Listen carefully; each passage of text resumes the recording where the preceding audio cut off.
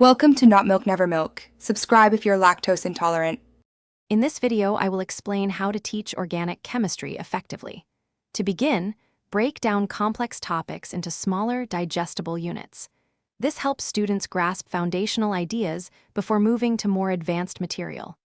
Incorporate plenty of visual aids, such as molecular models and reaction mechanism diagrams, to illustrate abstract concepts.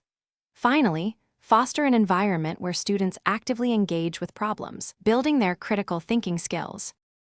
To keep students engaged, integrate interactive group activities and discussions into your lessons. This promotes collaborative learning and allows students to articulate their understanding. Always strive to connect organic chemistry concepts to real-world applications, making the subject more relevant and interesting. Furthermore, offer timely and constructive feedback on assignments, guiding students toward improvement and deeper comprehension. Building a strong foundation is crucial. Consistently reinforce basic nomenclature and the various types of organic reactions. Dedicate time to thoroughly explain reaction mechanisms, breaking them down into clear, step-by-step processes.